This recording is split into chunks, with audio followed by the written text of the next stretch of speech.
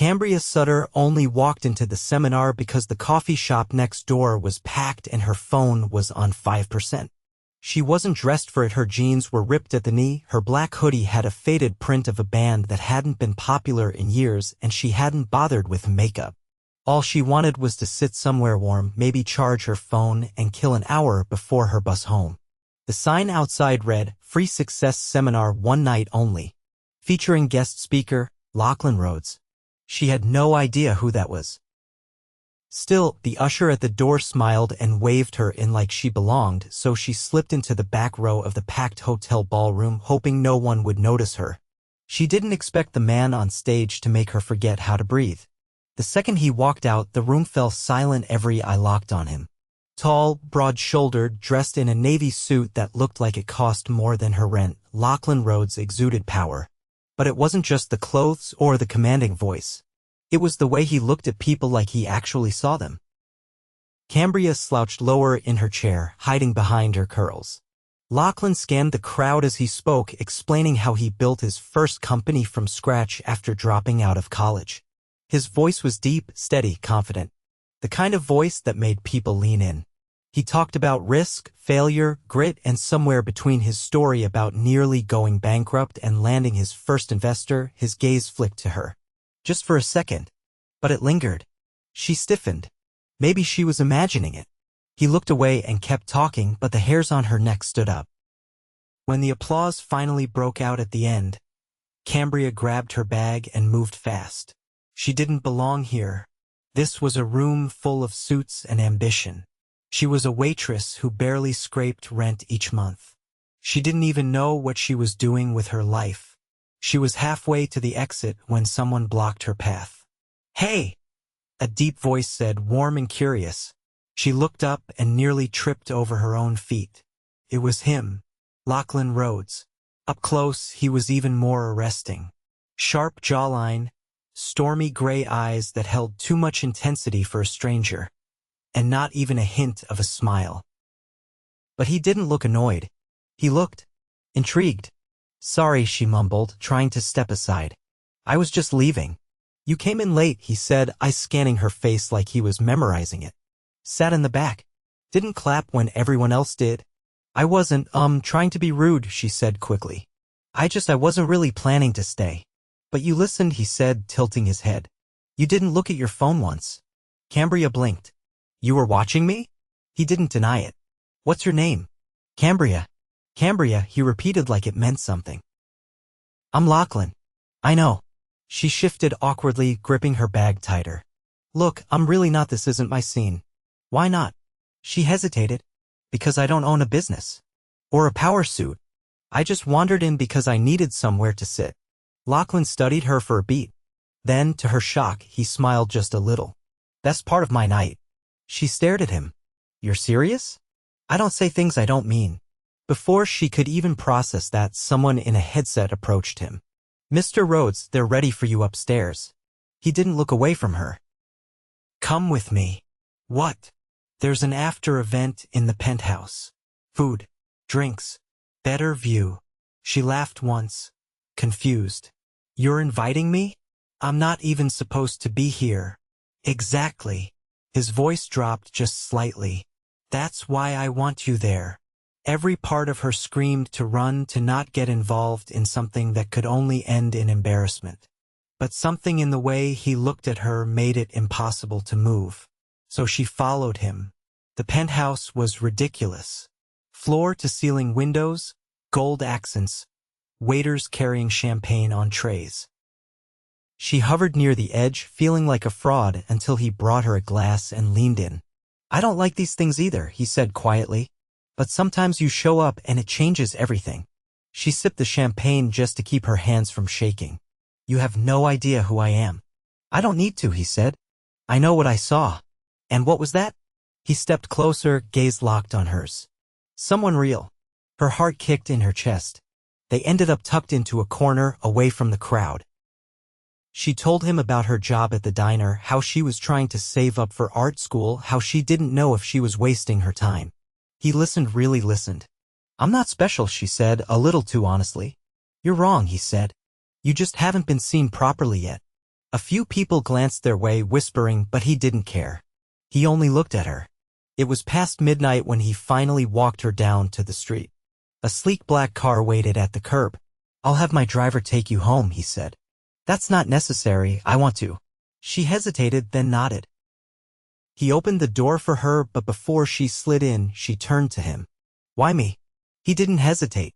"Because I've stood on 100 stages and never noticed someone the way I noticed you." Her breath caught. He stepped back, letting her go, but his eyes didn't leave hers. "I'd like to see you again." She nodded, unable to speak. When the car pulled away, Cambria stared out the window, pulse racing, heart pounding. She had wandered into a free seminar. And somehow, the millionaire speaker on stage had just fallen hard. Cambria didn't expect to see him again. She told herself that all the way home as the sleek car glided through the early morning quiet. That men like Lachlan Rhodes didn't follow up when the world was already laid out in front of them. Wealth, influence, women in stilettos who knew the right wine to order. Not girls with student loan rejection letters and paint-stained sneakers. She didn't tell anyone what happened. Not her roommate. Not her manager at the diner. Not even her brother, who'd have teased her for weeks. But the next afternoon, a man in a dark suit showed up at the diner's front counter while she was pouring refills behind it. He didn't order coffee. "Miss Sutter." Her hand froze mid-pour. Yeah?" The man offered her a cream-colored envelope with her name in handwritten script. "Mr. Rhodes asked me to deliver this to you personally." She stared at the envelope like it might bite. "Wait, he sent you here?" "Yes, ma'am." She opened the envelope in the break room 10 minutes later. Inside was a card thick with embossed lettering. A handwritten note in a sharp, angular style read, "Dinner. Tonight, 7 o'clock. Your name will be at the desk." Below that, an address. Not a restaurant. A building in the middle of the city's most expensive district. One she'd only seen on TV. She nearly threw it away. But at 6:40, she stood outside the high-rise in a borrowed dress, heart hammering. The doorman greeted her like he'd been expecting her and led her to a private elevator. The ride was silent except for the soft hum of movement. When the doors opened, she stepped directly into a sprawling penthouse washed in golden light from the setting sun. He was already there, no suit this time. Just dark slacks and a crisp shirt, sleeves rolled up, collar open. He looked up from the table set near the window and smiled. Not polite, not practiced, just real. "You came. I almost didn't." "I know," he said, gesturing toward the table. "But I'm glad you did."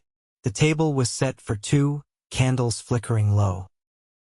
A private chef brought out plates of something delicate and perfect, and Cambria forced herself not to stare at the view, an endless stretch of skyline and water that made her feel like she was floating. She picked at her food, suddenly hyper-aware of every fork movement. "So, why this?" "Because I wanted to talk to you without a crowd. You could have texted. Or called.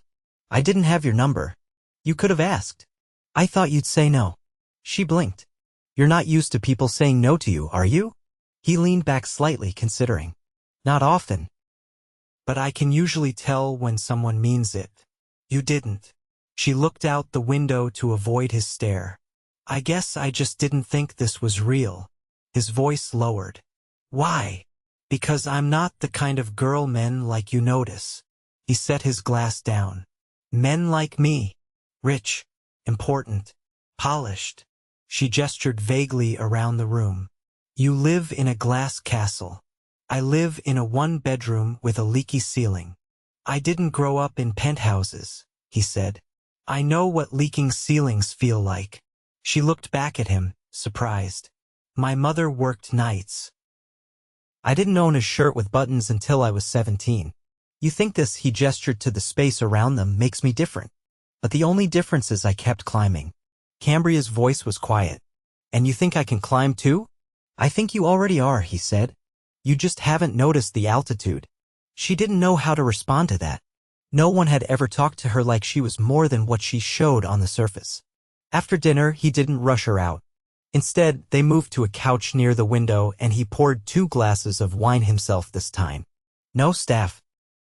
No performance. Just the 2 of them. She curled her legs up beneath her and looked at him from across the cushions. You don't date much, do you? He raised an eyebrow. What makes you say that? You're good at business. But you're weirdly bad at this. That made him laugh, deep and unguarded. I've been told I'm more persuasive in boardrooms than living rooms. So this is you trying to be charming? I'm trying to be honest. She looked at him, really looked this time. The jaw, the eyes, the careful way he watched her reactions. There was something guarded behind all that confidence. Something that didn't quite match the polished exterior. You're not what I expected, she said. Neither are you. Cambria fiddled with her glass. So what now? He didn't answer right away. Instead, he leaned forward, eyes on hers.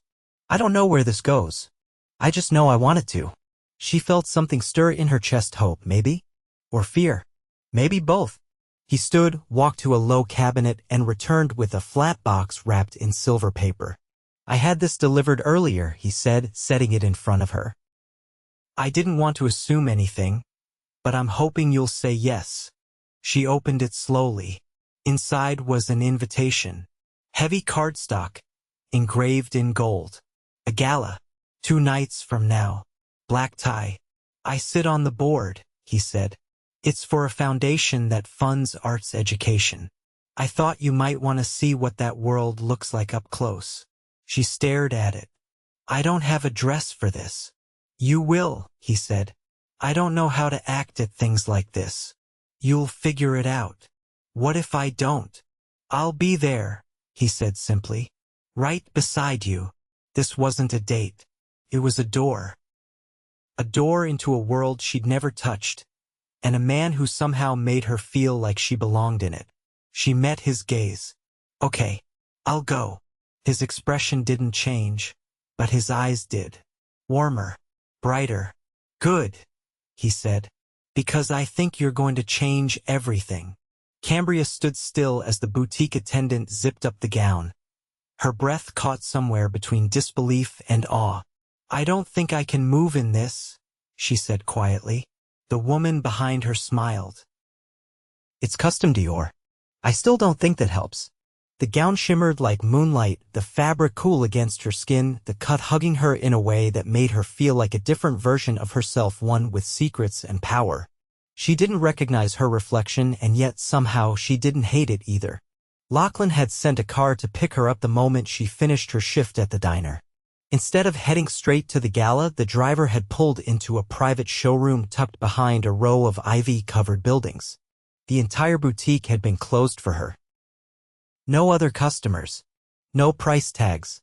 Just racks of designer gowns and a stylist who'd greeted her like she was royalty. Now, as she stepped into the car waiting outside, her fingers closed around the edge of the seat to ground herself. The gala was held in a historic estate overlooking the water, all arched windows and marble staircases. A string quartet played beneath a chandelier that looked like it belonged in a museum. Every guest glittered with understated wealth, the kind that didn't need to be announced. She caught sight of him across the room before he saw her. Lachlan stood near the balcony, speaking to a couple dressed in matching navy. Tonight, he looked different not just because of the tuxedo, which fit him like it had been sewn onto him, but because of the way he carried himself here. Effortless. Controlled. Like nothing and no one could unsettle him. Until he turned and saw her. He stopped mid-sentence. The couple beside him faded into background noise as he crossed the room without breaking eye contact. You look. He paused like the right word hadn't formed yet. You look like the room should stop for you. Funny, she said, trying to keep her voice steady. I'm pretty sure I tripped twice just walking in. He offered his arm. Then let me make sure you don't fall again. She looped her hand through his, fingers brushing the smooth fabric of his sleeve. Every instinct told her to pull away to protect herself from the weight of this attention. But she didn't. As they walked through the crowd, people turned. Some nodded at Lachlan in recognition. Others stared at her, curious. She wasn't sure what they saw, a guest, a date, a mistake. But Lachlan didn't flinch. He introduced her by name, not once adding context, not once apologizing for her presence. At one point, a woman approached them near the champagne tower. Tall, angular features, her dress a structured work of art. She didn't smile. Lachlan, you're finally social again. He nodded once. Elise. Her eyes shifted to Cambria. And you are. Cambria, she said, lifting her chin. And you. Elise runs a hedge fund, Lachlan said, his voice even. We worked together on a green energy acquisition last year. Elise's gaze narrowed. You're not in finance, are you? No, Cambria said calmly. But I do know how to calculate a 20% tip on a diner bill without a calculator.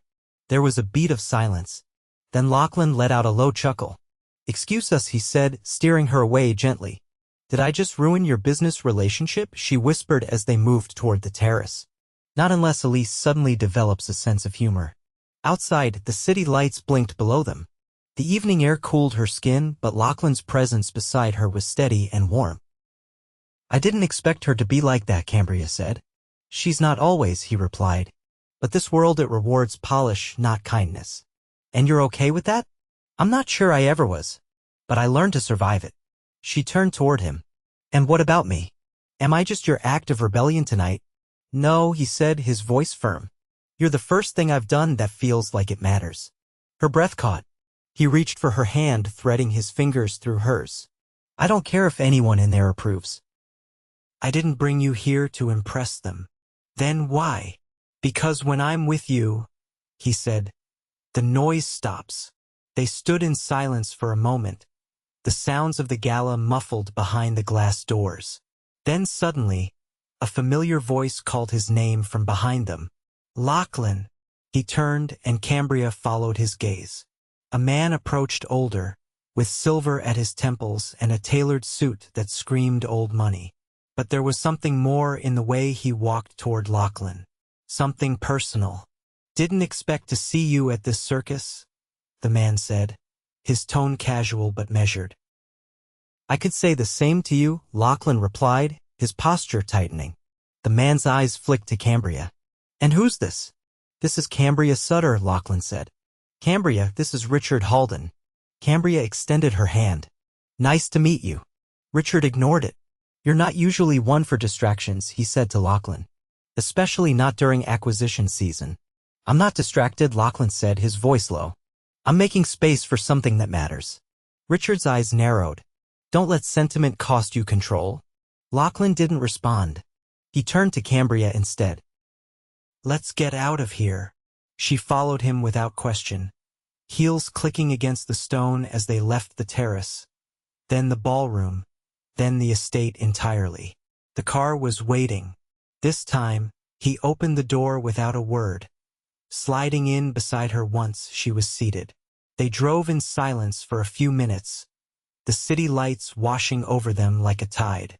Who was he? She asked eventually. My mother's second husband, Lachlan said. He taught me everything I never wanted to become. Cambria looked at him. Then why is he still in your life? He's not, Lachlan said. Just happens to show up where the money is. She watched his profile in the dim light. There was something raw there, something carefully hidden beneath the surface. You don't have to explain, she said. I want to. He turned toward her, something unguarded in his expression. Cambria, I know this is fast. And maybe reckless. But I haven't wanted something this real in a long time. She swallowed. You don't even know everything about me yet. Then tell me. I don't have a plan, she said. I don't have savings. Or a 5-year vision. I just know what I love and that I don't want to feel invisible anymore. You're not invisible, he said, his voice rough. Not to me. He reached into his jacket and pulled out a small velvet box. Her eyes widened. What is that? It's not what you think, he said quickly. I saw it in an art gallery window yesterday. I wasn't sure why I bought it until now. He opened the lid. Inside was a delicate antique ring. Not flashy. Not oversized. Just a silver band etched with a pattern of stars. I thought, he said carefully, that maybe you'd wear it. Not because we're anything official, but because you deserve to have something that's only yours. Cambria stared at it, speechless. I know it's too much, he added, but I've lived in a world where people give each other things to prove power. I want to give you something that proves care. She reached out slowly, touched the cool metal with her fingertip. Okay, she whispered. But only if you promise it never has to mean more than this moment. He closed the box and pressed it into her hand. Only what you're ready for. Nothing more. And for the first time in longer than she could remember, Cambria felt like she wasn't just surviving. She was beginning to live. Cambria stood in front of the canvas in her tiny living room, bare feet on the cool floor, a streak of turquoise paint running diagonally across her wrist. The old radio hummed low, some scratchy jazz station that faded in and out depending on how she leaned. The ring Lachlan had given her sat on the table beside her, not on her finger, but always close. She hadn't seen him in 4 days. Not because he hadn't tried. He had. Calls, a note slipped under her door, even a bouquet of white camellias that took up half her counter. But she needed time, not distance, not silence, just time to breathe inside everything that had shifted. Because something had shifted. Not just in him. In her. When the buzzer sounded downstairs, she wiped her hands on a rag and hesitated. The building didn't have a doorman. No one came here uninvited. She pressed the intercom. Yes. Cambria. It's me. She didn't need to ask who. His voice was quieter than usual, like he wasn't sure what to expect. She buzzed him in before she could talk herself out of it. He looked out of place in her hallway. No suit, just a charcoal sweater and dark jeans, hands in his pockets. His hair was slightly windblown, like he'd walked instead of taking a car. You look like you've been painting, he said, nodding to the smear across her collarbone. I have. He waited, not pushing, letting her lead. She stepped aside. Come in. The apartment was small, with slanted windows and a ceiling fan that ticked when it turned. She hadn't cleaned. A sketchbook lay open on the couch, pencils scattered across the floor. But Lachlan didn't look at any of it. He looked at her. You've been quiet. I needed to figure out if I was becoming someone new, she said. Or just pretending to be. And I think I'm becoming, she said. But I wanted to make sure I was still the one choosing the shape. He nodded. I understand. She leaned against the edge of the table. You said once that you'd only done things that mattered when I was around. I remember. I don't want to be your reason for changing. I want to be your choice inside the change. His shoulders dropped slightly, like she'd released something in him. I don't want to save you, he said. I want to walk beside you while you save yourself. She crossed the room without thinking and placed the ring into his hand. Then I want you to give this back. But this time because I'm ready. He didn't ask if she was sure. He slid the ring onto her finger, slow and careful, like it was a promise he intended to keep without condition. I have something for you too, she said, reaching behind the easel. She handed him a small canvas. Not framed. Not signed. Just raw color and movement, his silhouette, painted from memory, standing on a balcony beneath a storm-washed sky. His face wasn't clear, but the emotion was. I didn't know what to give the man who could buy anything, she said. He stared at it, then looked at her, eyes darker than before. This is the most honest thing anyone's ever given me. They didn't speak for a few minutes. He sat beside her on the couch, the painting still in his lap, and let the silence settle. Finally, he turned to her. Come with me. To where? There's something I want to show you. She hesitated, then nodded.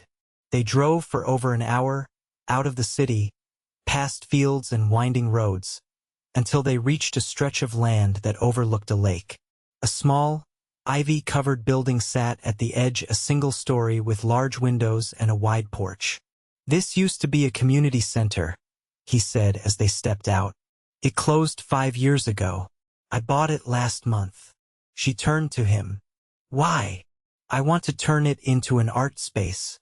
Free workshops. Open studios. A gallery for new creators who can't afford exposure. Her lips parted. You're serious? I can fund it, he said. But I don't want to run it. I want someone who understands why it matters. She stared at the building, then back at him.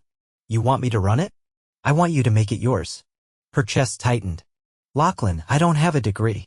I've never managed anything. I've been figuring things out day by day. So did I at first.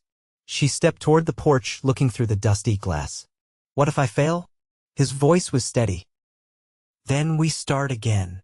The keys were already in the door.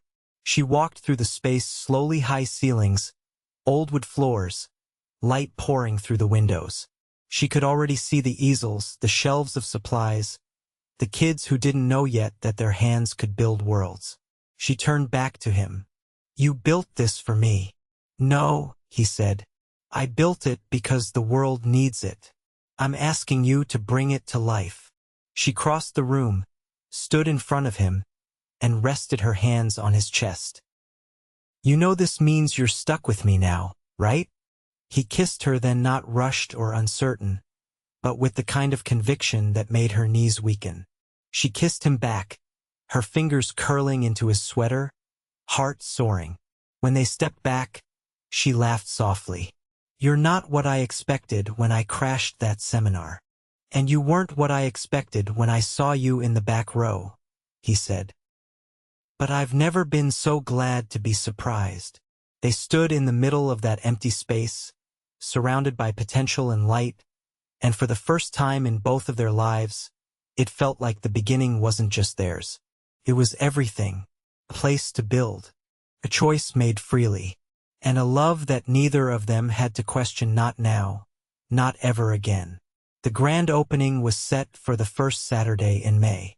Cambria stood in the center of what was now officially the Sutter Rhodes Creative Arts Foundation, arms crossed over her chest, taking in the final touches. The windows had been cleaned until they gleamed. The walls were painted with soft ivory tones to let the student artwork pop in contrast. Sculptures lined the hallway, pedestals and easels were arranged in the main room like an invitation waiting to be accepted. She turned at the sound of the front door opening. You're early, she said, watching Lachlan walk in holding a linen-wrapped package under one arm. I wanted to see it before the crowd came in, he replied, eyes scanning the space. You turned it into something alive. She wiped her hands on the back of her skirt. We did. He placed the package on one of the tables and unwrapped it carefully. Inside was a framed photograph of the building's original state back when it was a community center. Black and white, slightly grainy, but full of history. I thought it should go up in the entrance, he said, to remember where it started.